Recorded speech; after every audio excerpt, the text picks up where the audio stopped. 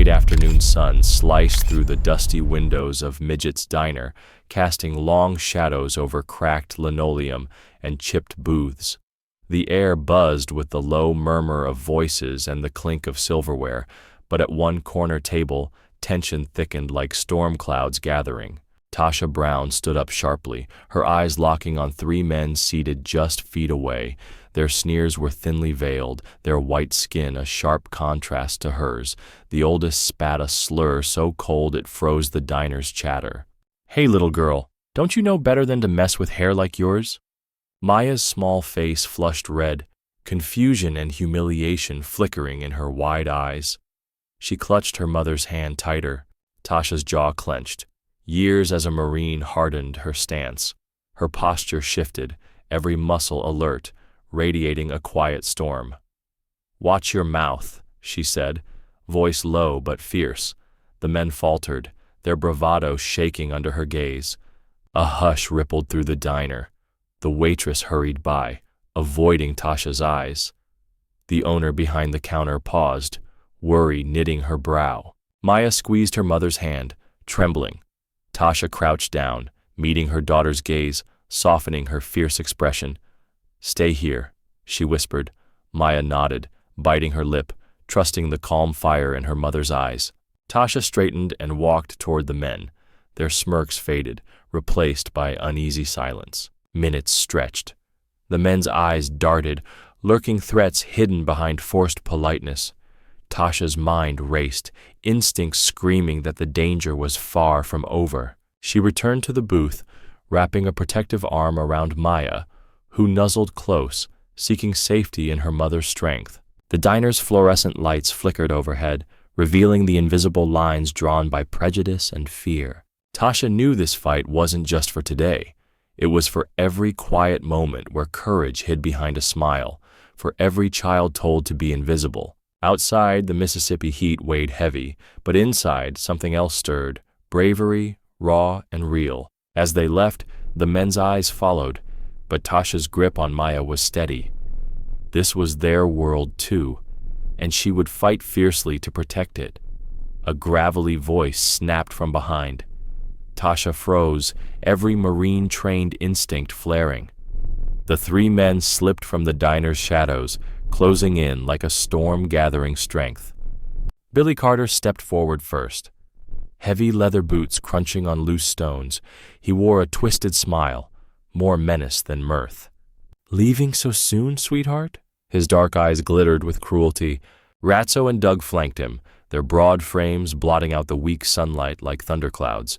The circle tightened. Tasha's chest clenched, but she swallowed down fear. Calmly, she slipped Maya's hand free and guided her into the back seat, making sure the door clicked shut behind her. Maya's wide eyes brimmed with confusion, darting between her mother and the looming figures outside. Tasha's fingers flicked the lock, click, sharp as a rifle safety catch. She turned, arms relaxed but ready, voice steel beneath calm. "I suggest you walk away." The men didn't move. Billy stepped closer, boots scuffing gravel as he leaned in. "Trouble? Nah, we're just having a little fun, lady," he snarled, spitting the words like a challenge. Ratso's hand scraped at the passenger window, trying to pry the glass open. Maya shrank back, clutching her stuffed rabbit, trembling. Tasha's pulse skyrocketed, feet planted wide, coiled like a spring. When Ratso yanked at her jacket sleeve, her training took over, no hesitation. She pivoted, foot smashing square into Ratso's chest. He stumbled back, crashing into Billy and Doug. Billy and Doug hesitated, caught off guard, but then lunged forward. The smell of gasoline and cigarette smoke thickened the air, an ominous warning. The scrape of knives in Doug's pocket, metal glinting at Ratso's waist. Tasha's instinct screamed, "Protect Maya." Ratso blinked away the sting from her punch. Her fist swung in a tight arc, honed by years of Marine combatives. His jaw snapped, he reeled, off balance. Billy charged next, clutching a broken bottle like a weapon. "You think you can scare us, girl?" he snarled, fury twisting his face. Tasha caught his wrist in a vice grip, twisting with precise force. The bottle shattered on the gravel, glass raining down. "You misjudge me," she said, voice cold, unwavering despite the oppressive heat. Billy lunged, but Tasha shifted her weight, knee driving into his ribs. He folded against the car hood, a guttural groan escaping. Breath rasped, like iron filling his lungs. Doug charged, eyes aflame, swinging a heavy fist. Tasha sidestepped with grace, elbow smashing into his ribs. "I'm done listening to your hatred," she whispered, deadly calm. Then she spun, palms striking his temple with bone-jarring impact. Doug's knees buckled. He collapsed onto gravel, as if invisible strings had been cut. Ratso staggered up, spittle flying, venom thick in his voice. "You're just a woman," he snarled. "You don't belong here." He charged, fist smashing into Tasha's shoulder like a hammer blow. Pain flared, sharp and burning. She stumbled but refused to fall. Blood welled where glass shards scraped her skin. Each move threatened to leave her reeling, but she spun, redirected Ratso's momentum, and slammed him to the ground with a thunderous thud. Billy, wounded but desperate, hauled himself up, left arm useless at his side. Fury and adrenaline fueled a last frantic attack. "Think you're so tough?" he spat, swinging wild. Tasha met him head-on. Her right forearm crashed into his jaw, a bone-shattering blow. He staggered, clutching his skull, dazed. No mercy. She drove her knee into his chest, sending him sprawling across the car hood. Twisting like a rag doll, Billy lay too broken to fight back. From the corner of her eye, Tasha caught movement. Doug stirring, pushing himself up, fresh fire burning in his eyes despite the heavy blow that left him dazed on the gravel. She met his glare with unflinching resolve. Doug rolled onto his knees, wincing through pain, and pulled a jagged kitchen knife from his pocket, metal glinting sharp and deadly. "I'll show you what happens when you cross us," he snarled, lunging with desperate fury.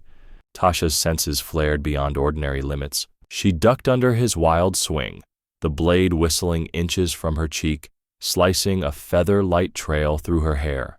Pain flared hot and white where glass nicked her forearm, but she crushed it down. In one fluid motion, she slipped behind Doug, locking her arm around his bicep, twisting until he screamed.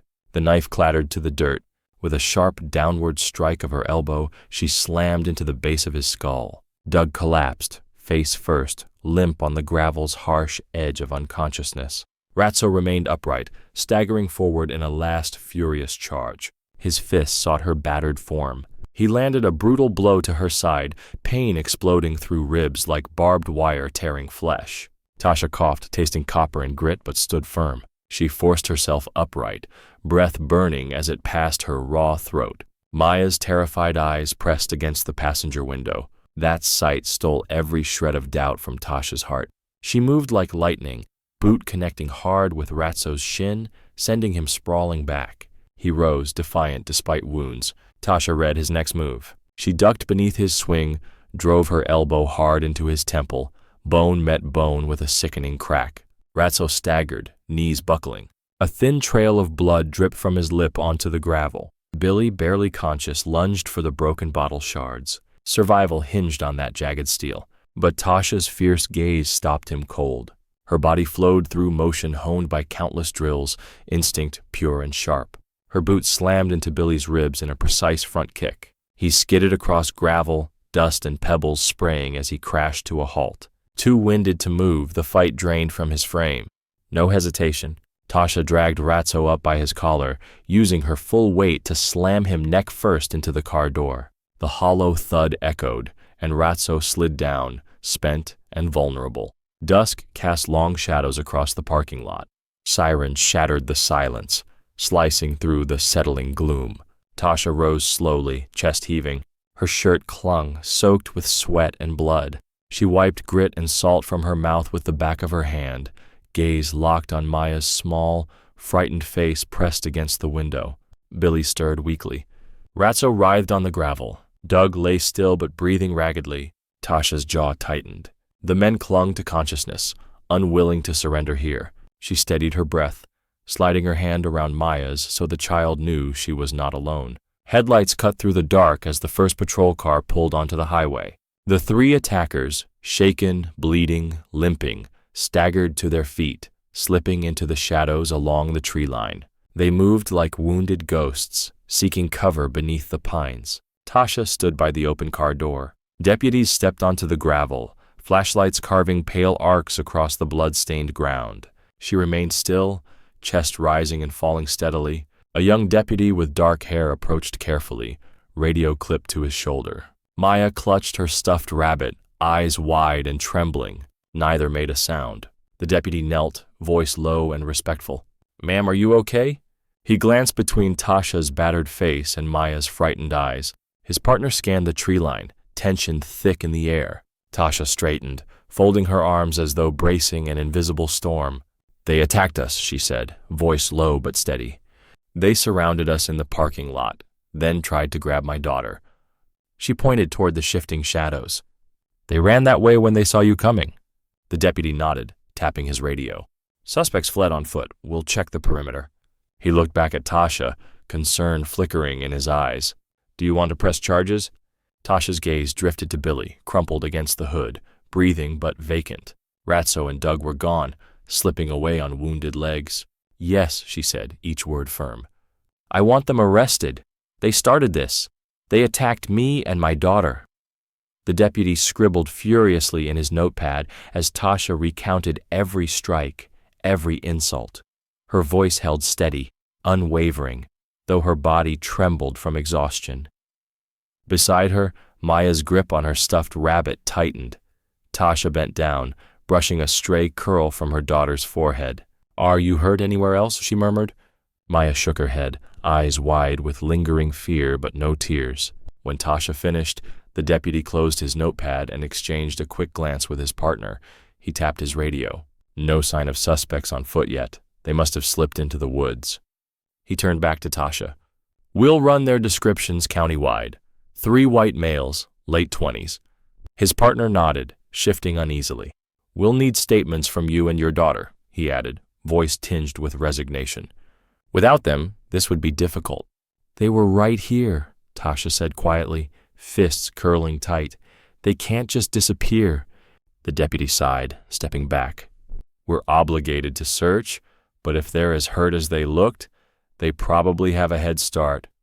He hesitated, then added, "I'll give you the number for a victim advocate. They'll help with filing reports. We'll take your name and address. If they turn up, we'll act." Tasha's chest tightened. She watched as he radioed in her statement, his words crackling over the speaker like a sealed plea. Tasha gathered her into a quiet embrace. "We'll find another way," she whispered. Every fiber of her marine-honed discipline knew they were at the mercy of a system stacked against them. The deputy straightened, nodding curtly. "We'll keep an eye out." But neither his tone nor expression carried conviction. Within seconds, the patrol cars turned, their taillights slicing through dusk until only thick shadows remained. Tasha cradled Maya's head against her shoulder, feeling the tremors ripple through the child's small frame. Her own body burned, ribs stinging where she'd been struck, but relief was nowhere in sight. The men who attacked them were gone, vanished into the night, shielded by a system that favored them. When the last patrol car disappeared, Tasha slid behind the wheel, hoisting Maya onto her lap. At their touch, Maya's arms tightened around her neck. Tasha forced a reassuring smile, though tears she refused to show threatened to spill. "We're going to Aunt Lorraine's," she said, turning the key. The engine roared, a dull promise of motion. Slowly, she guided the car onto the highway. Each mile marker blurred past beneath a fading orange sky and towering pines. They drove in painful silence. Tasha felt the weight of her promise settle deep in her bones. Justice would not come from deputies tonight. It would come from her, forged by every scar, every lesson learned in combat. Maya nestled against her side, eyes closed, drifting toward sleep. Tasha stared ahead, headlights illuminating dust motes in humid air. Each breath recalled the fight, each exhale a vow, never to surrender. No indifferent patrol car, no half-hearted promise would stop her. She would find Billy, Ratso, Doug, whoever they were, and make them answer for their hate. As Aunt Lorraine's farmhouse lights appeared, Tasha pressed the accelerator, jaw set, heart steeled for the next battle. That evening, Tasha sat on the edge of Aunt Lorraine's couch. A single lamp's soft glow cast shadows on the room, reflecting the turmoil still etched in her mind. Ratso's snarling face haunted her eyes, the flash of his hand against the car window replaying like a broken film reel. She could almost feel the sting across her ribs again. Maya slept soundly in the guest room, breathing gentle and even, unaware her mother's resolve had crystallized into something fiercer than fear. Tasha's fingers trembled as she replayed the parking lot confrontation, the rapid blows, the taste of sweat and blood still fresh on her tongue. She refused to let Maya's safety depend on hope alone, because with every mile between them and the diner, the men slipped deeper into a protective cloak woven by local loyalties. At dawn, the farmhouse felt heavy with silent anticipation. The world seemed to hold its breath beneath humid air. Sunlight filtered softly through lace curtains, while cicadas droned outside, their song a quiet reminder that life went on, even with danger near. Aunt Lorraine hummed a hymn at the kitchen counter, placing fresh biscuits on a plate. The aroma of sizzling bacon and strong coffee eased Tasha's tension just enough. Maya sat at the table, pajamas rumpled, tracing shapes in the condensation on her glass of milk. Tasha offered a soft smile, pouring coffee into a chipped ceramic mug. "Eat your breakfast, baby," she whispered, brushing a stray hair from Maya's forehead. "Aunt Lorraine made your favorite."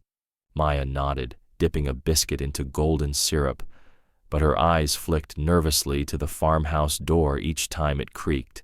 Aunt Lorraine caught Tasha's gaze and reached across the table, squeezing her hand, a quiet, unwavering support that steadied her resolve.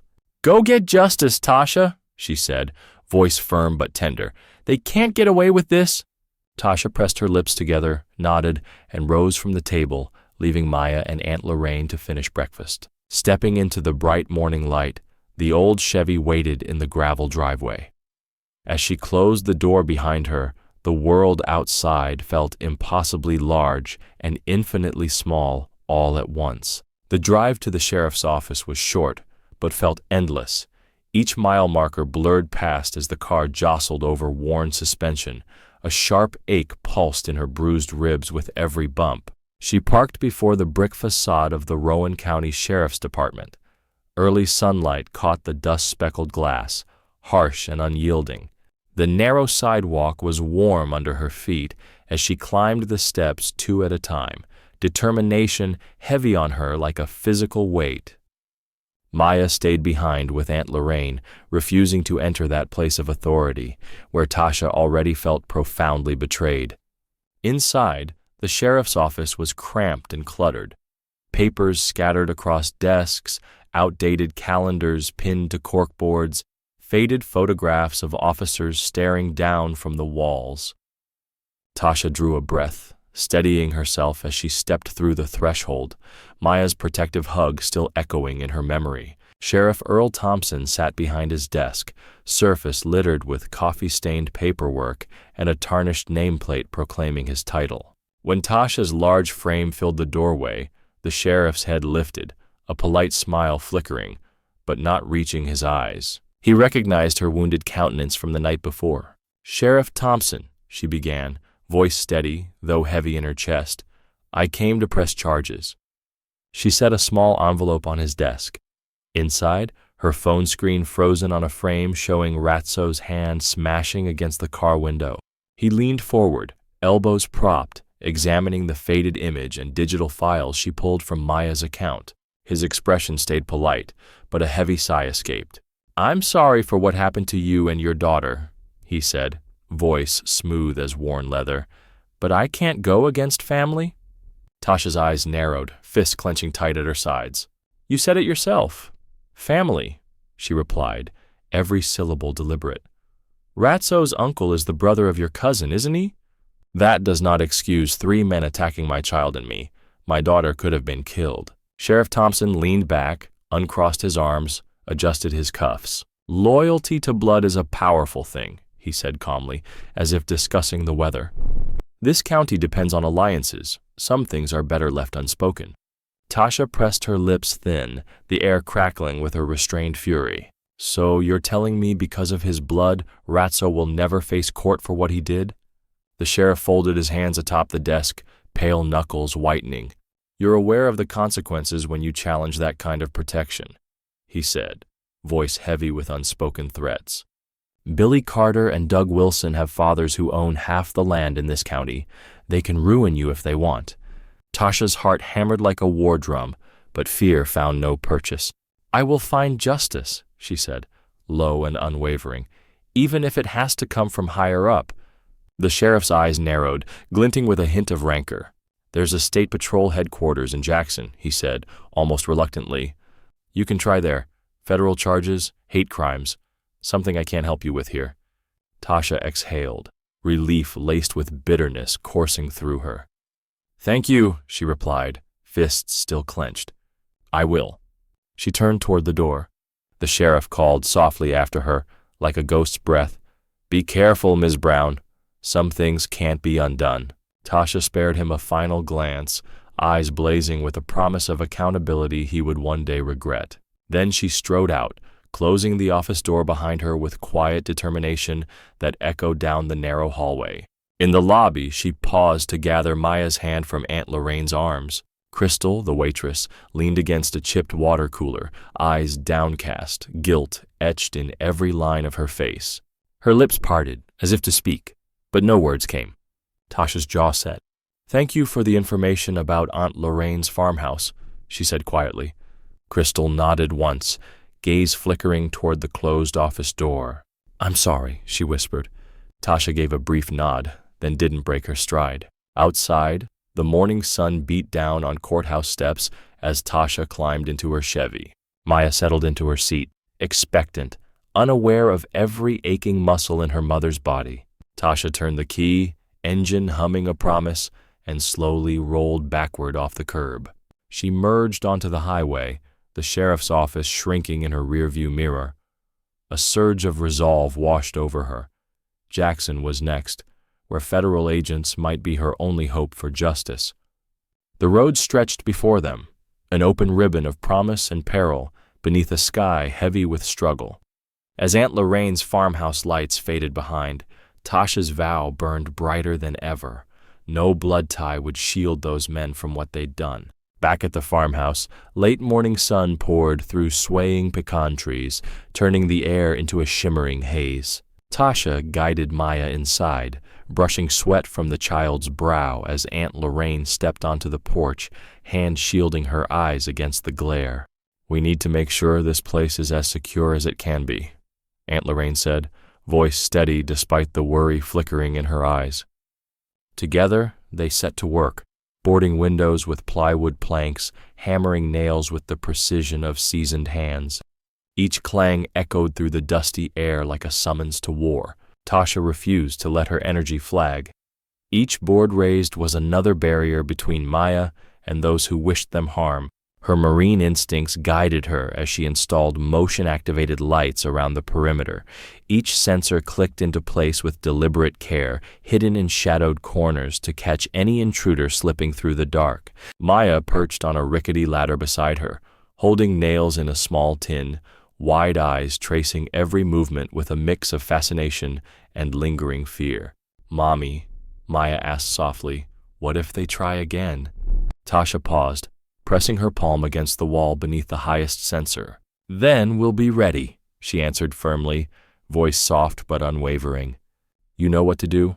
Stay calm, stay inside, and wait for me." Maya nodded, fingers curling around the ladder's edge. Tasha wrapped an arm around her waist, lowering her to solid ground.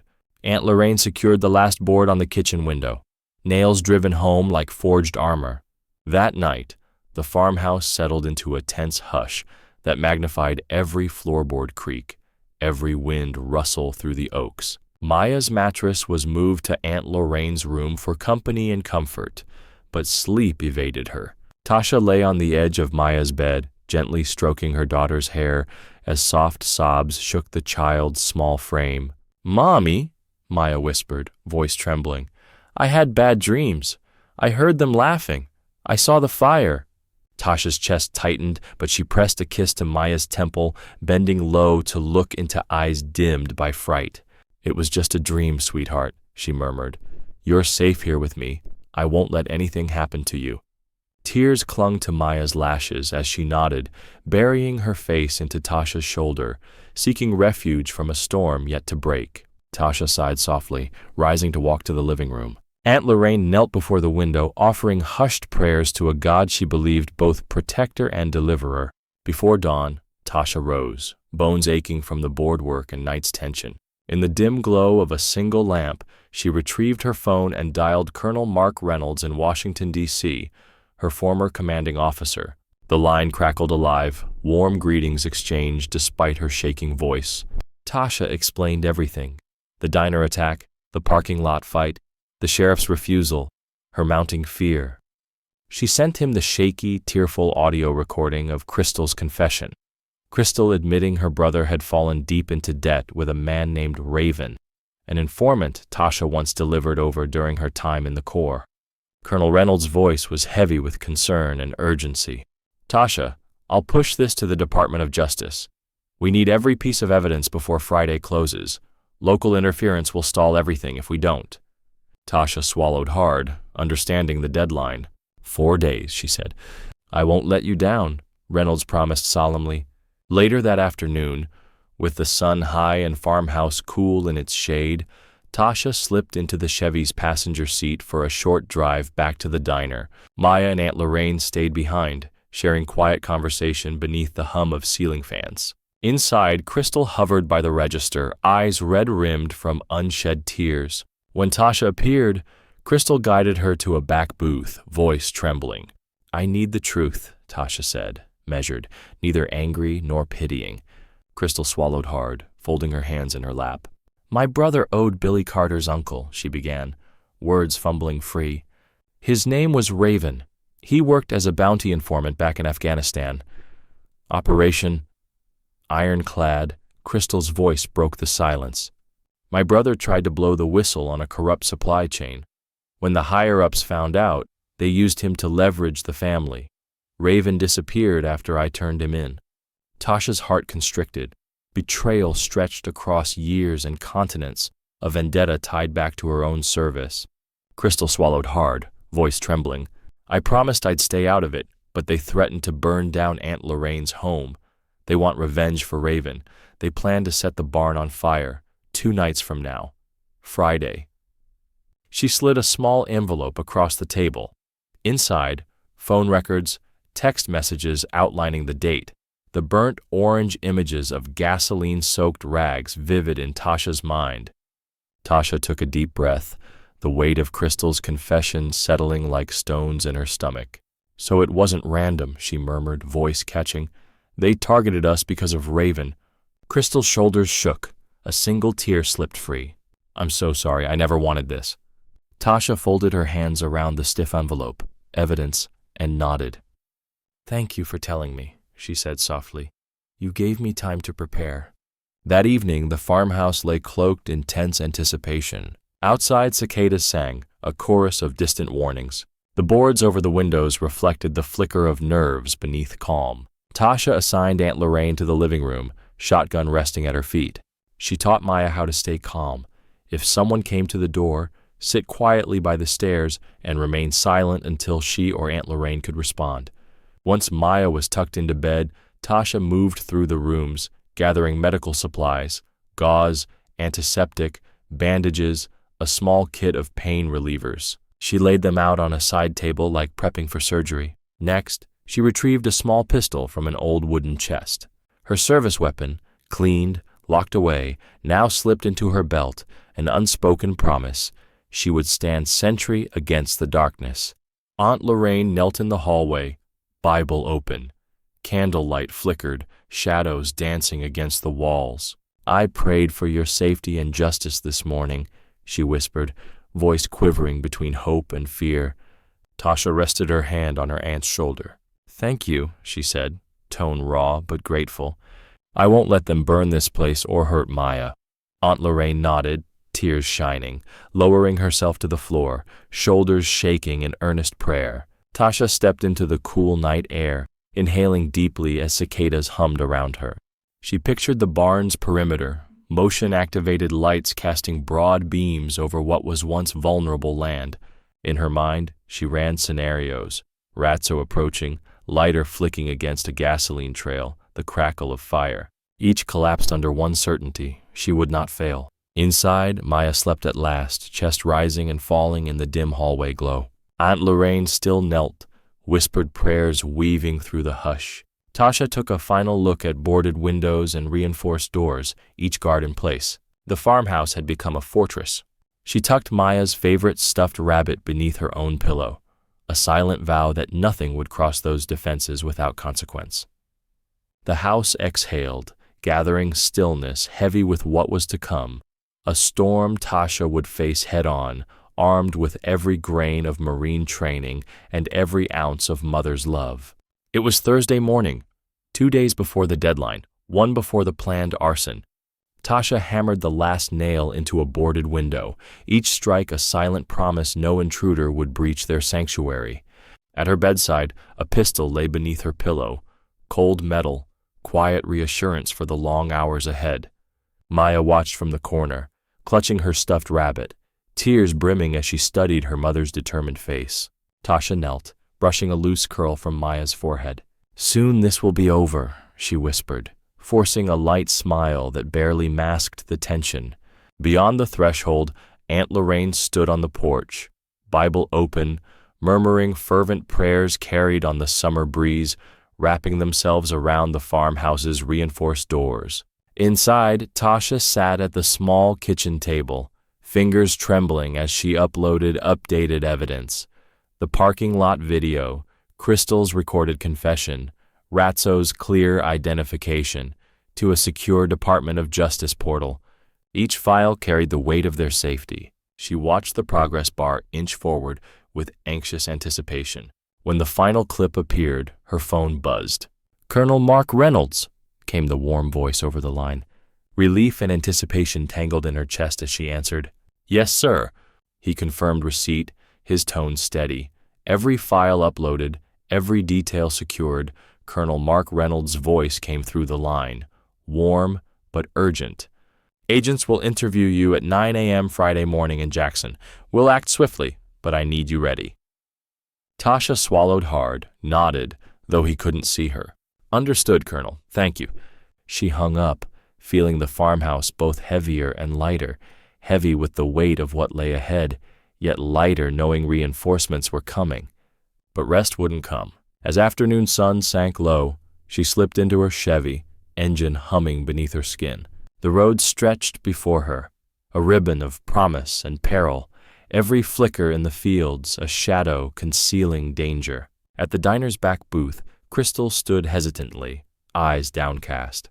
Tasha's voice held urgency wrapped in compassion. "I need the truth, Crystal." Crystal's lip trembled as she revealed the last piece. Her brother had fallen deep into debt with Billy Carter's uncle, Raven, the informer Tasha once delivered in Afghanistan. Her voice cracked as she confessed. "They planned to burn Aunt Lorraine's property, Friday night, 9 o'clock. She slid a small envelope across the table, phone records, texts, the burnt orange image of gasoline-soaked rags confirming the threat. Shock and guilt washed over Tasha as realization settled. This wasn't random hatred, but a vendetta tied to Raven's fate. Her fingers clenched the envelope tight. "So it wasn't random," she murmured, voice catching. "They targeted us because of Raven." Crystal's shoulders shook. A tear slipped free. "I'm so sorry, I never wanted this." Tasha folded her hands around the evidence, nodded. "Thank you for telling me. You gave me time to prepare." She rose quietly, slipping away before anyone noticed her eavesdropping. Under a copper sky, the last daylight streaked fiery across the road. Every rustle of wind whispered warnings against her neck. Shadows stretched across the pavement, each a potential threat. Pulling into the gravel driveway, dusk fell like a velvet curtain.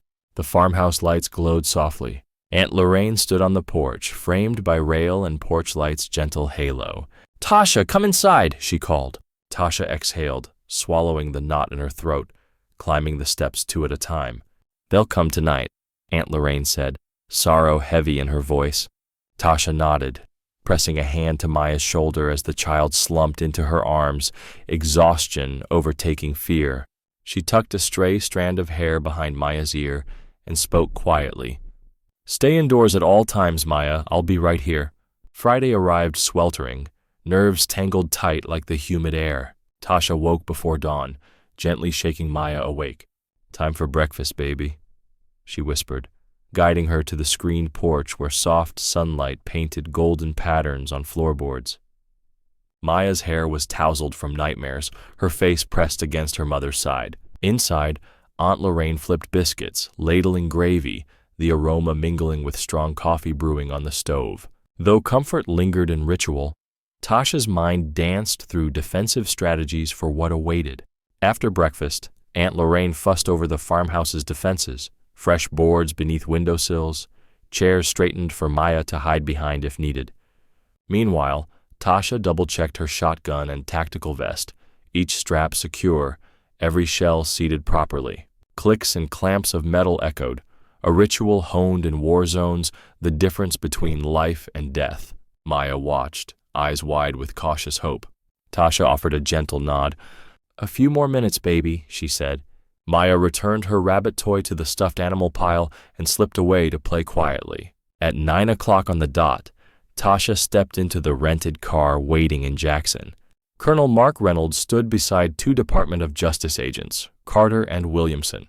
Beneath the harsh street lamp glow, they led her into a cool, windowless interview room. Fluorescent lights bounced off metal folding chairs arranged in a circle around a single table. Tasha sat straight, muscles braced as if preparing for battle. Agent Carter placed a recorder on the table, nodded. She began recounting every detail. The diner's hum, Ratso's swipe at her car, the rush of blows in the parking lot, Sheriff Thompson's refusal, Crystal's reluctant cooperation. Her voice stayed steady, even describing the gang's plan to burn Aunt Lorraine's home at 9 that very night, the words slicing through the room like a drawn blade. Carter's gaze was steady, nodding grimly. When she finished, he exchanged a look with Williamson before turning back.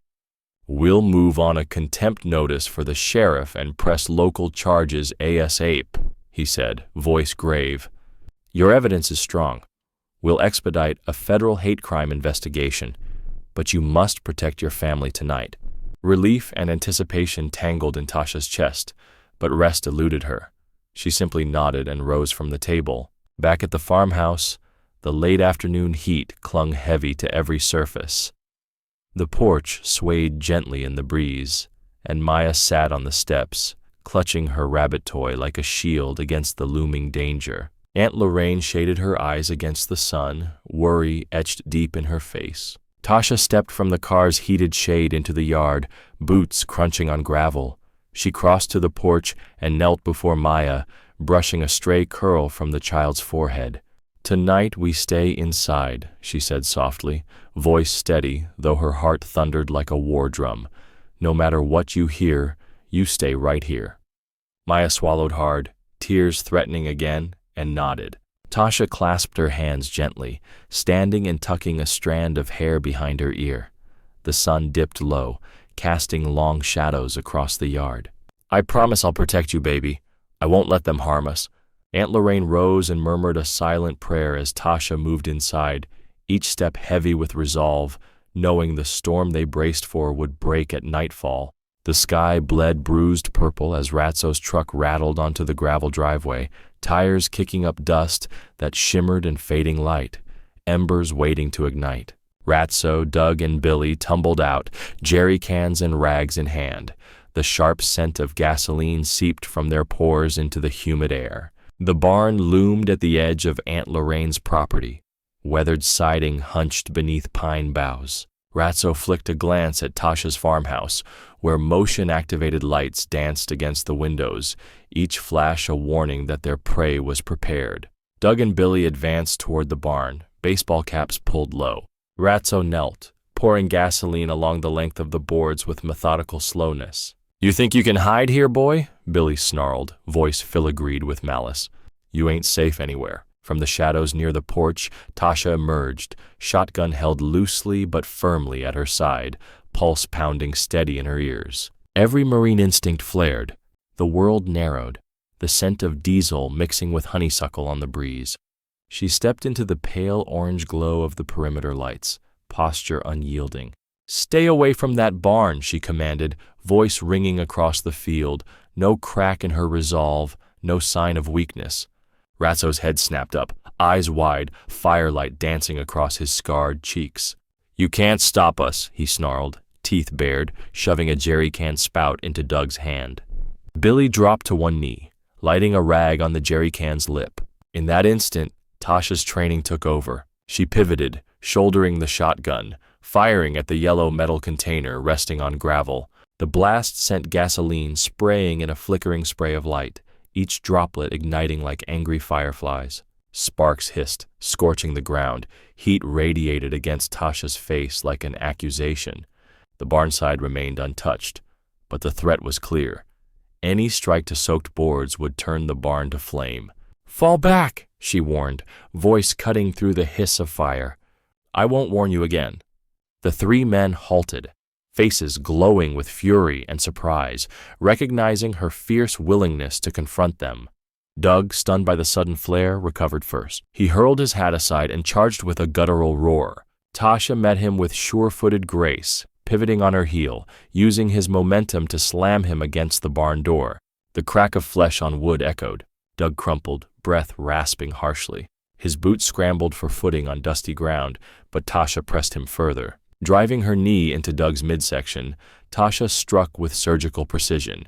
He gasped, air sucked from his lungs, sagging against the barn's weathered wood, clutching ribs where dark shadows quickly spread beneath his shirt. Ratso's lips peeled back in a furious grin. From behind his belt, he drew a small pistol, pressing it forward like a weapon could shift the battle's balance. "Get her," he snapped, but Tasha didn't flinch. One step back, shotgun lowered, she caught Ratso's wrist in a sudden twist. He stumbled forward, the pistol clattered against gravel as if betraying its owner. With the smooth efficiency of a seasoned soldier, she pinned him down, knee anchored at his shoulder, wrenching his arm behind him. Ratso's breath rasped shallow against the gravel, each exhale weak as Tasha's forearm pressed his wrist until it cracked beneath her grip. "Not tonight," she said calmly into his rage, voice steady enough to belie the tension coiled in her muscles. Billy seized the moment. At the barn's edge, crowbar raised high, face a mask of vindication. He slammed it down in a vicious arc aimed at Tasha's head. But Aunt Lorraine, appearing on the porch with shotgun held low, met Billy's attack before Tasha could react.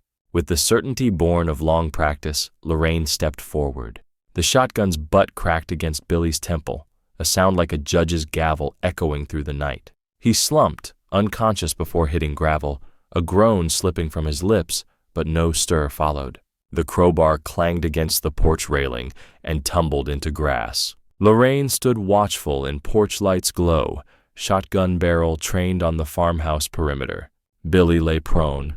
Ratso's arm was trapped beneath Tasha's knee. Doug shuddered upright, wincing from the pain coursing through his abdomen. He gasped, strangled, and lunged at Tasha again, desperation fueling the attack. She sidestepped, twisting her leg into a sweeping kick that caught him behind the knee. He tipped against the barn door, crumpling in a stunned heap. Before he could recover, Tasha's shotgun snapped into his side, pinning him like a titanium press, crushing his will. "Enough," she said, voice unwavering, even as muscles trembled from relentless fight's intensity. Her heartbeat echoed loud in her ears, a reminder danger nearly consumed them all. Blood slicked her forearm where Ratso's punch opened a crimson line. Her ribs throbbed dull from Billy's tire iron strike. There was no time for pain. Doug's vision blurred, fists trembling as he pushed up from the heap, eyes burning with desperate hunger to finish what he'd started. He lurched forward, body skewed like broken parts refusing to bend. With a roar cracking the night, he lunged at Tasha wielding a hatchet he'd grabbed from the vehicle. The blade gleamed wicked in torchlight, hungry as it swung in a vicious overhead arc. Tasha's senses flared. She spotted the blade's arc at the last possible moment and twisted hard. The shotgun slipped from her grip. She pivoted so the hatchet glanced past her shoulder, burying deep into barnwood with a deafening crack. Dust pounded her lungs as Doug staggered off balance. Tasha seized the moment, crushing her knee into his abdomen. Impact echoing through limbs, a shock wave folding him in half with a guttural groan. But Doug's desperation propelled him onward with iron resolve. He shoved upright, eyes darting to gasoline's still glowing embers. If they caught flame, The barn would turn inferno, and Aunt Lorraine's home with it. He lunged again, aiming to knock Tasha against the barn, wrest the shotgun away. Tasha met him head-on. She jabbed her elbow into his collarbone, bone grinding beneath flesh. Swift as lightning, she hooked his arm, driving him backward into the barn door. Wood splintered beneath his weight. He staggered on uneven boards, wind knocked from him with every blistering impact. Behind Doug, Ratso gurgled futile defiance. Tasha's knee snapped his bound arm free, harshly breaking it. She stood snarling as Ratso twisted beneath her, ripping one hand free enough to lunge with a shard of broken glass. The jagged edge caught moonlight. Ratso's face curled feral as he lashed out, aiming for Tasha's throat. But combat drills and countless rehearsals kicked in. She pivoted. The glass slashed a shallow line across her cheek, warm blood blooming red. Pain barely registered. With precision forged by Marine combatives, she delivered an upward elbow strike. The crack of bone meeting bone ringing through the night.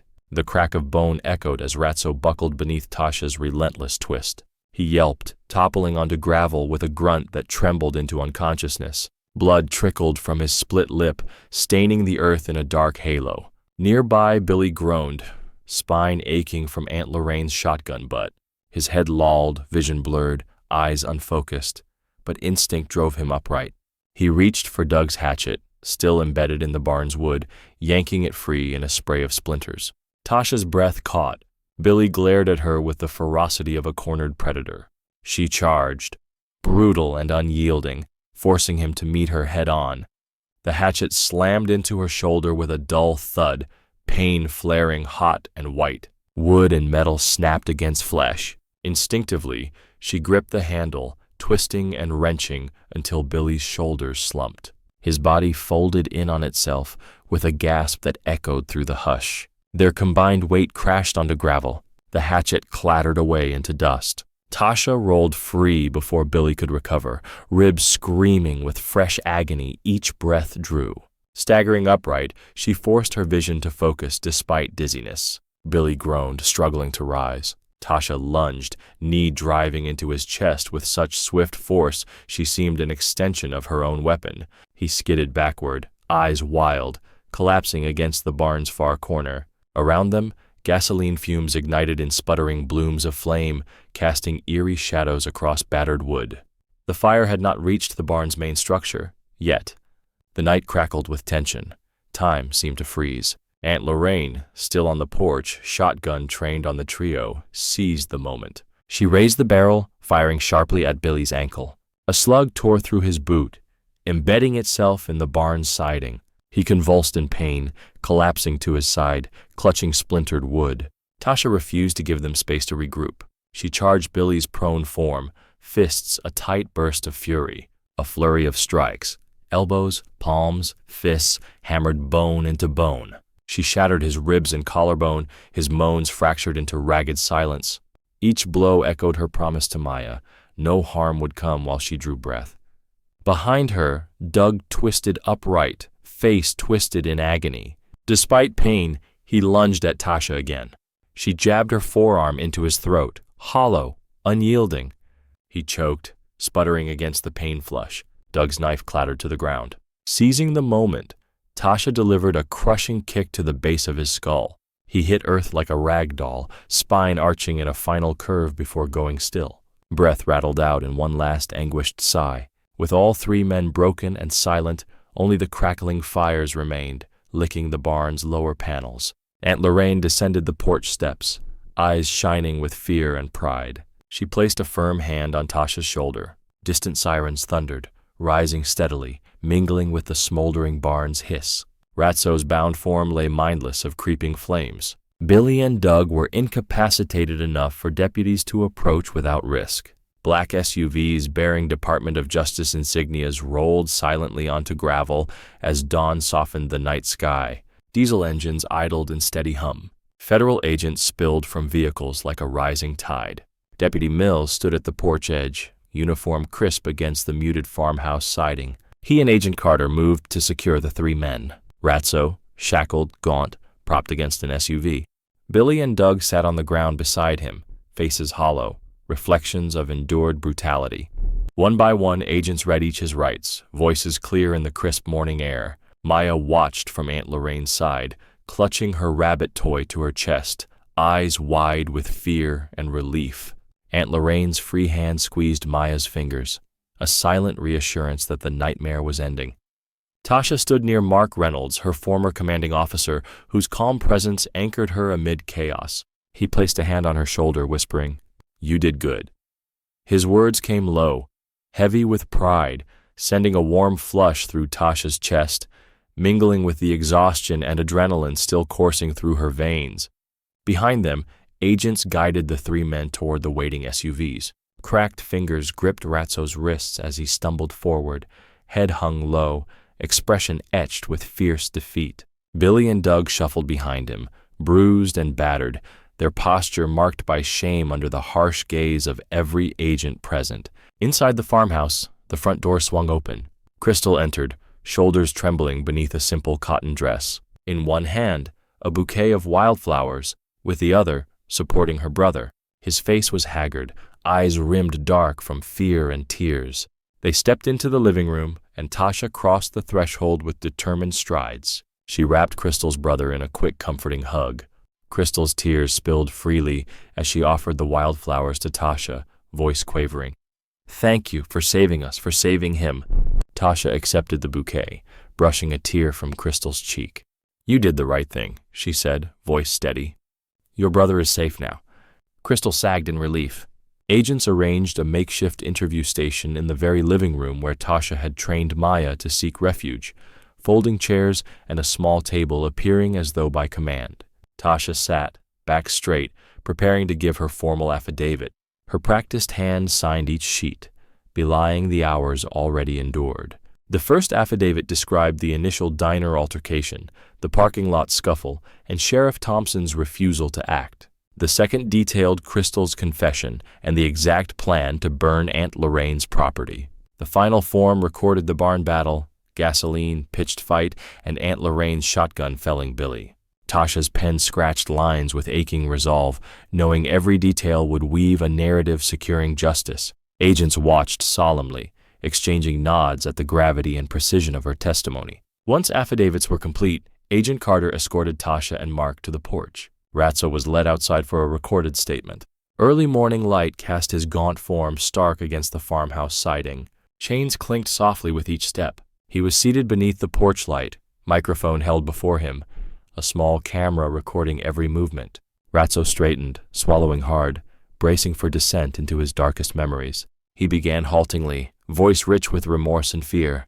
"My uncle Raven was the informant you delivered in Afghanistan," he confessed, eyes flickering toward Tasha's determined expression. "Billy waited for this moment to avenge him. He said he'd burn this place and make us pay."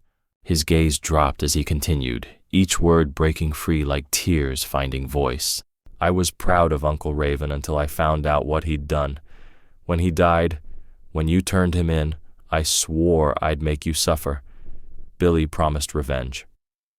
His admission echoed in the hush, each syllable a hollow drumbeat of guilt that Tasha felt deep in her bones. Behind him, Mark's jaw tightened, and a swell of vindication washed over Tasha like a tide reclaiming shore. Moments later, the gravel driveway crunched beneath the heavy tread of federal marshals moving to shepherd Sheriff Earl Thompson into view. He appeared between two tall marshals, handcuffed, uniform rumpled, badge stripped from his collar. His face, once polished authority, was now disbelief and anger, as if the world itself had turned against him. Agents placed Thompson beside Ratso, two fallen men from opposite sides of a conflict, one who struck matches, the other who sought to snuff flames. The lead marshal read the charges aloud, cutting through morning stillness, obstruction of justice and facilitating a hate crime cover-up. Thompson's eyes flickered in shock, jaw clenched tight with silent fury as accusations sank in. "You can't do this to me," he hissed, voice cracking with rage. "I'm sheriff of Rowan County." The marshal fixed him with a cold stare. "Not anymore." Aunt Lorraine emerged from the farmhouse doorway, Maya clinging to her side. At the sight of Sheriff Thompson in handcuffs, her prayer beads clicked softly as tears of relief and vindication streamed down her cheeks. She wrapped Maya in a gentle embrace, breathless with gratitude. Tasha crossed to join them, the early sun casting a halo of light around her battered form, as if affirming the righteousness of her fight. As federal agents loaded Thompson, Ratso, Billy, and Doug into separate SUVs, Tasha felt a tight swell of completion in her chest. The men who once stood defiant before her now slumped in chains. In that moment, with her daughter and aunt safe behind her, Tasha understood she had exacted a measure of justice no corruption or silence could silence. By Sunday afternoon, news of the arrests swept through Rowan County like a long-awaited storm breaking. The Unity Fair sprawled across Aunt Lorraine's front lawn. White folding tables lined up beneath colorful cloth canopies, each hosting neighbors' offerings of food or crafts. Children darted between stalls, their laughter stitching the warm air with hope.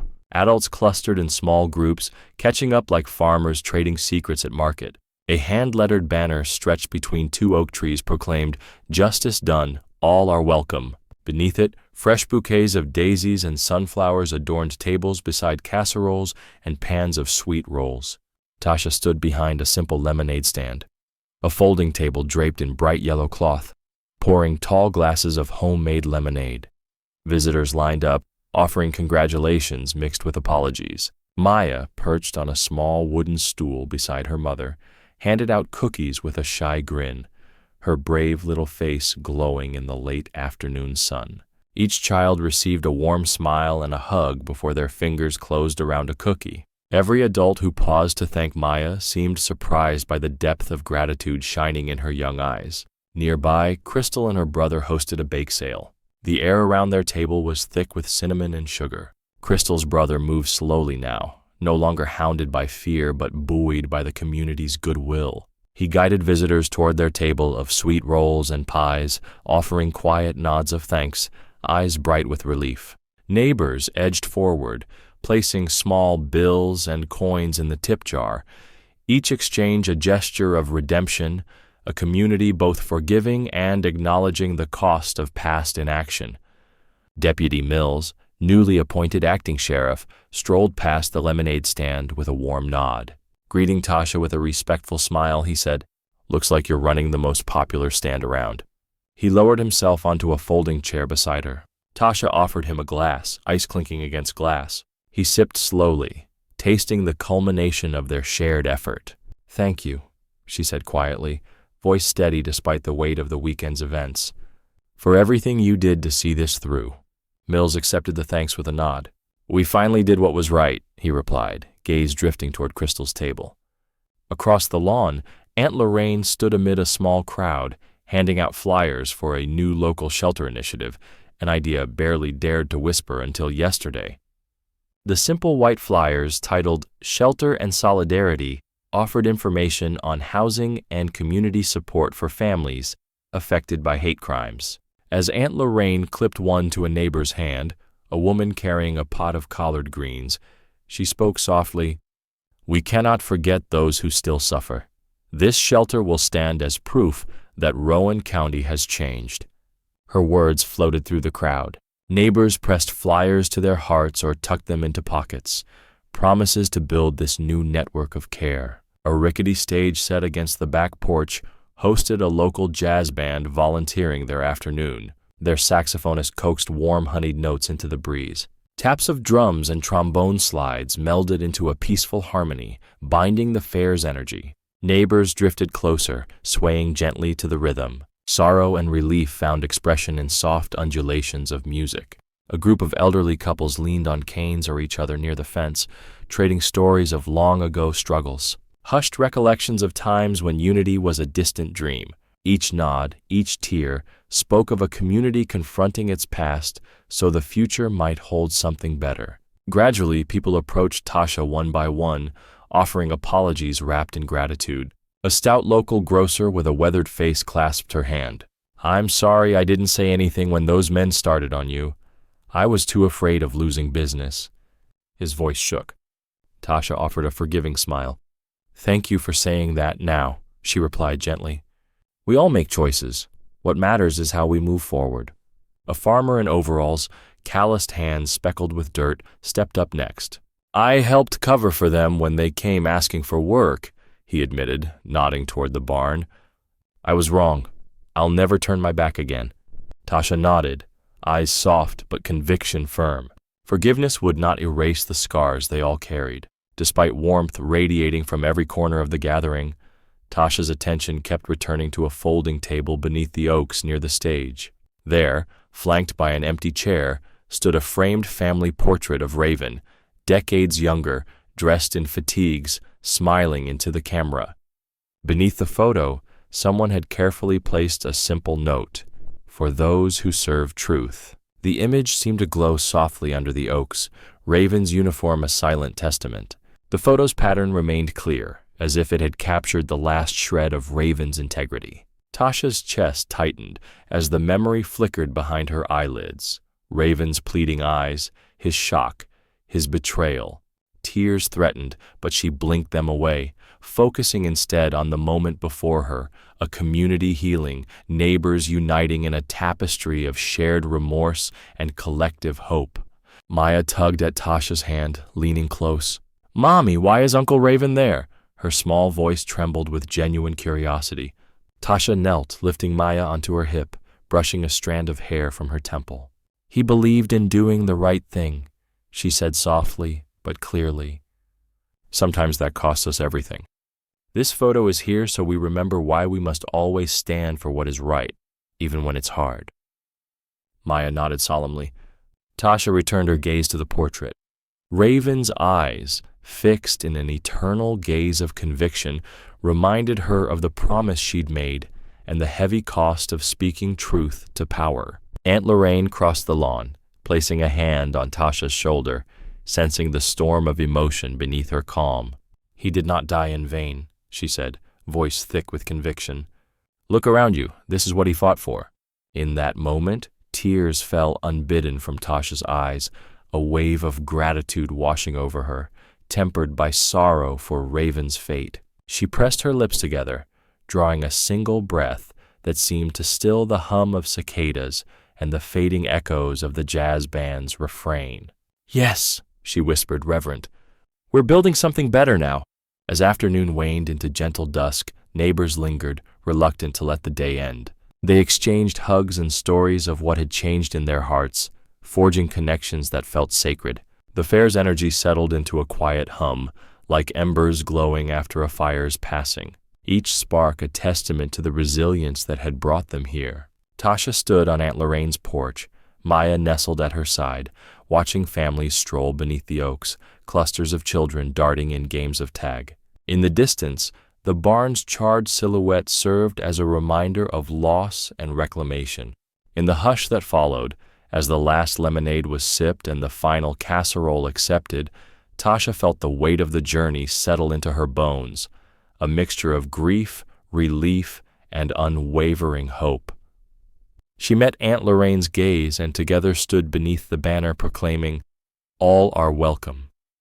Their shared determination crystallized in a single truth: Rowan County had changed, and they would be its guardians. Monday morning in Jackson dawned cool and overcast, the sky a muted canvas holding its breath. The federal courthouse loomed at the end of a broad, stone-paved plaza, its pillars carved with the promise of justice.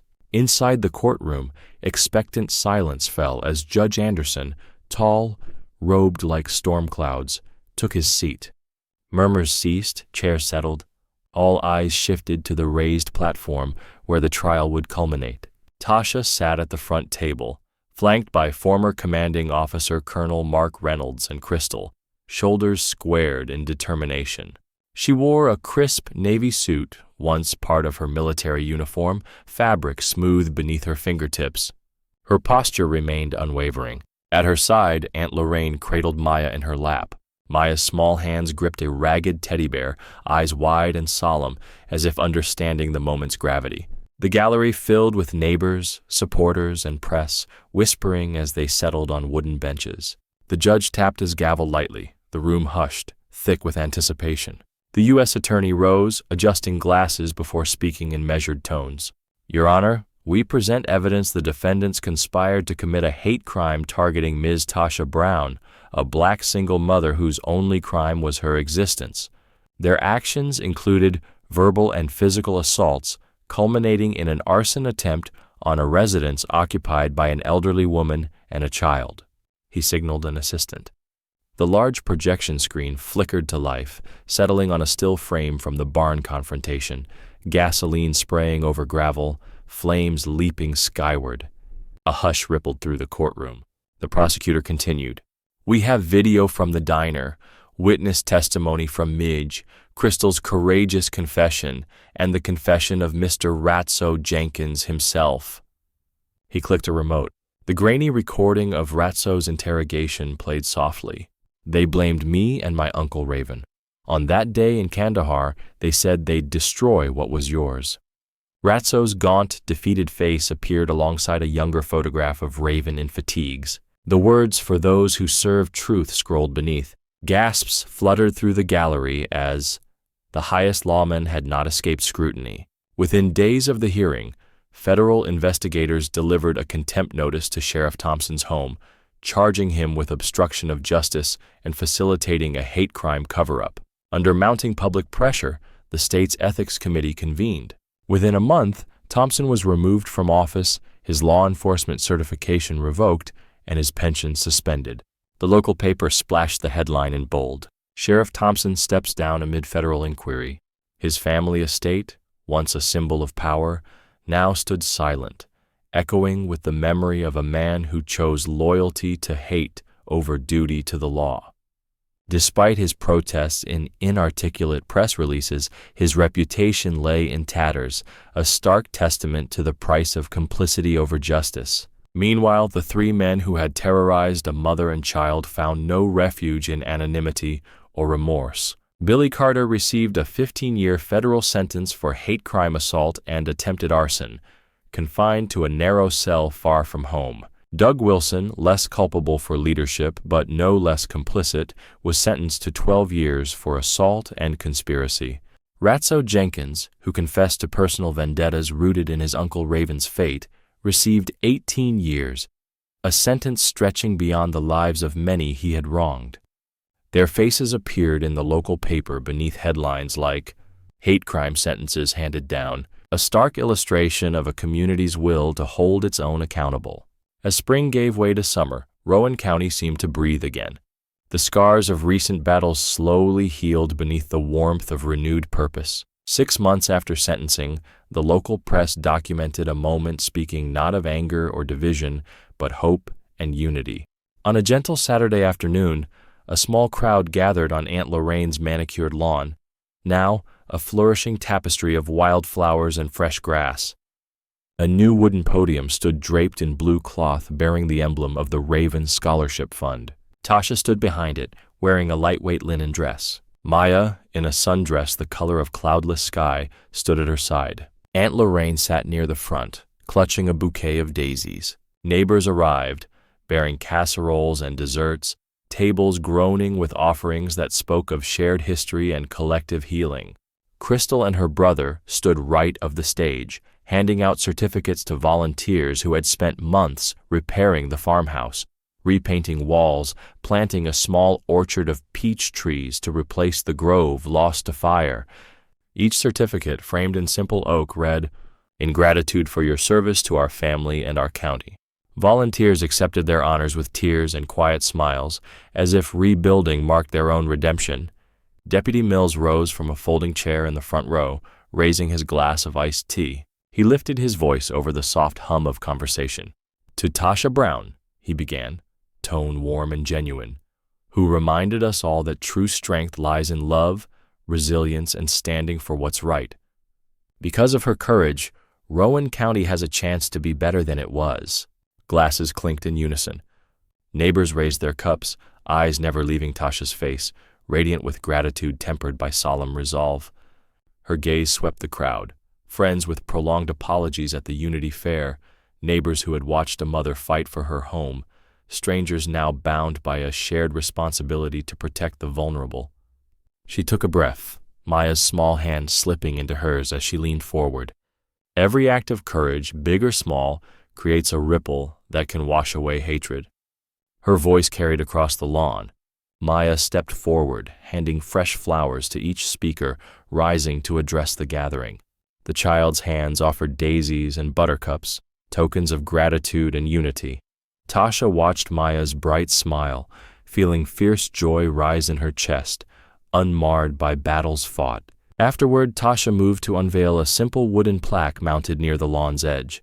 It bore Raven's portrait and the inscription, "Raven's Scholarship Fund for Children of Fallen Veterans and Victims of Injustice." As the blue cloth slipped away, murmurs of appreciation rose. Crystal's brother stepped forward. "Raven believed in truth," he said, voice steady though hands trembled slightly. "This scholarship will offer hope to children whose worlds have been shaken by loss, just as he tried to offer hope to me." He handed a certificate to a young girl whose father had been wounded overseas. Her smile brightened the space between them. As the ceremony ended, neighbors drifted through Aunt Lorraine's orchard rows, sampling pies and lemonade. They exchanged stories, how they had known Raven, or stood silently by as shadows once darkened their county. Silent witnesses to the county's darker days, the magnolia trees, newly planted to replace those scorched in the arson, stood tall, living symbols of rebirth and perseverance. Tasha lingered with Maya as Aunt Lorraine pressed a kiss to her granddaughter's hair, whispering a prayer of thanks that mingled with the humid afternoon air. Her heart lifted watching the sun dip toward the western horizon, painting Rowan County's rolling fields in molten gold. Tasha wrapped her arms around Maya and Aunt Lorraine.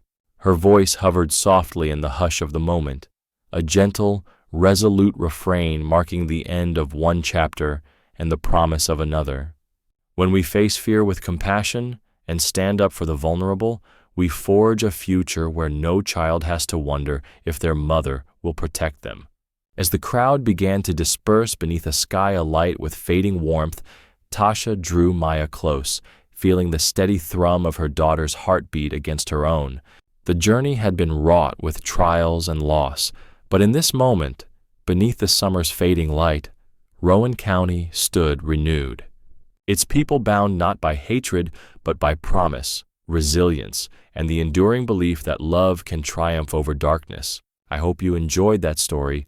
Please share it with your friends and subscribe so you don't miss the next one. In the meantime, I've handpicked 2 stories I think you'll love. Have a great day.